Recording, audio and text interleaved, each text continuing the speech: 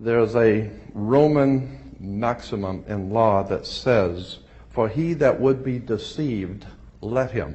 Simply meaning, if you are so ignorant as to be deceived, then that's your business. That's your problem. So you need to do your homework and find out what the words mean, especially in relation to law and government. Because there is a world of occultism that is operating today in which you use certain words, and when those words are used in a court, they don't mean the same thing at all. Understanding law and the words of law, there are two things that this planet has: water and earth, water and land. Consequently, there are two kinds of law: the law of the land and the law of water. You need to understand the difference. The law of the land is the law of the culture that lives on the land. And so consequently, the law of the land is different in every country. You can do things in America you can't do in Russia. However, there is a higher law that dominates the entire world. It's called the law of the water. The law of water is referred to as the law of money. It doesn't matter what color you are, where you're from, or where you live. Money is money. And anytime you're doing banking or using money, you are now under the law of water, maritime admiralty. If you go back in history where all of this began, back in the land of Canaan, and you probably have heard in the Bible the land of Canaan. The Canaanites were Phoenician bloodline, and in the ancient Phoenician language, Cana meant merchant, banker. The very word merchant comes from mer, M-E-R, for the sea, for water. As a mermaid, we have merchant. Merchant, bankers. Let me give an example of the difference between the law of water and the law of the land. The Statue of Liberty must be put in water. It could not be put on American land as such. It had to be put in a harbor because it's not the Statue of Freedom. It's a Statue of Liberty. Liberty is what a sailor gets when he pulls into port on a ship. He gets liberty. He's not free. So America is not the land of the free and the home of the brave. We're not free or brave, period. And make no mistake, they do not pick words by chance. These words are very serious. Now let me give you an example of how this law of the water works. Why is it that you have to go to court? You go to court because you play basketball and tennis on a court. How do you play tennis on a court? You play with a racket. Why? Because that's what it is. It's a racket. When you go into a court, what's the idea of going to court? It's a game, like basketball. The whole idea in a court, one team gets up and they throw the ball over to that team of lawyers. That team gets up and throws the ball back into their court. And the judge is wearing a black robe, so he is the referee. He doesn't care which side wins or loses because he's going to get paid anyway. So he couldn't care less. The judge is a referee between two teams. The judge rules from the bench. The word bench in Latin is a bank. Therefore, the judge rules for the bank. Where do you find banks? You find banks on both sides of a river. They're called river banks. And what does a river bank do? It directs the flow of the currency. Consequently, your money is currency because it's the flow, the cash flow. I'll give you an example of how this works. When a ship pulls into a harbor, all ships are referred to as female.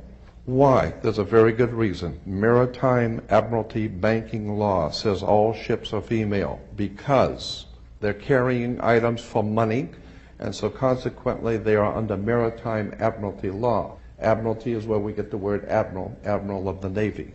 Let me give you an example of how this works. When a ship pulls into harbor, it parks at the dock. The captain has to provide for the port authorities a certificate of manifest because yesterday the ship was not here. But this morning the ship pulled in, so it has manifested. So consequently all the products have manifested. So each one of those items coming off of that ship has come off of water.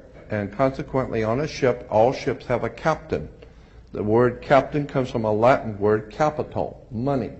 So the captain represents the money that's on board the ship. And as I said, the captain has to present to the port authorities a certificate of manifest for each and every item. How much does it weigh? What color is it? How many doors does it have? Etc. The ship is sitting in its berth. Wherever a ship sits when it docks is called its berth, berthing a ship. All the items, as I said, coming off that ship represent money. They came in on water. They are maritime admiralty products. Now, when you were born, your mother's water broke. And when your mother's water broke, you came out. And this is why you have to have a birth certificate, because you are a maritime admiralty product under international law. Your mother delivered you. This is why if you go to Sears and buy a refrigerator, they will ship it to you. They will deliver it. And that's why you were in your delivery room. Your mother was delivering a product. Maritime admiralty. You came down your mother's birth canal. And once you, and as you're taking one of the televisions or the cars off the ship and it falls down and breaks, that's all right. Sometimes they're stillborn, so consequently you've lost money on that one. Therefore you have to have a death certificate, and it's always signed by the doc. The doc has to sign your birth certificate and your death certificate. All of these words and terms are maritime admiralty banking words. And therefore, if you understand lawyers and judges and courts and government are all under international maritime admiralty law. All religions, all churches in the world operate under maritime law. This is why all churches are divided into denominations, like 20s and 50s and 100s. This is why they're called denominations, because all churches are nothing more than the product of maritime admiralty banking. It's an extraordinary story of occult treason, high treason, and crimes against the state. Make no mistake about it. The concept of human, spiritual, intellectual, and physical freedom never, ever existed on the earth. Think about this. When cowboys in Indian movies, when the cowboys would ride into town, they were wearing guns. How come they could walk into a bar carrying guns? And if two guys got in an argument, they could go out on the street and draw on each other in front of the sheriff's office, and the sheriff would do nothing. The reason why is because before 1868, all Americans were considered sovereigns.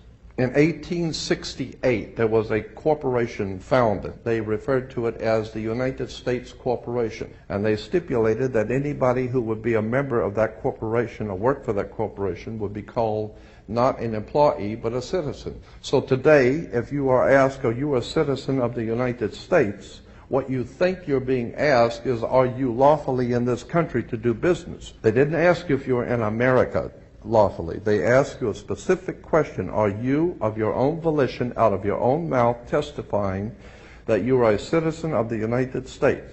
Because in that way, citizen of the United States means you are an employee of a foreign corporation operating on international maritime law. So today, the President of the United States is the President of a privately owned company. The company is called United States. And the word president is always a word that is used in corporate law. Banks have presidents. All companies have presidents. So there's a corporation called United States, privately owned, and it has a president. Privately owned, out of England. And you need to understand words and terms. Because I believe that there is a divine presence in the universe that men call God, and one day that divine presence is going to move on the earth, and we're going to see freedom come back to this world. And when it does, you're going to need to understand words and terms and how they have been used to trick you. These words have been used to enslave you.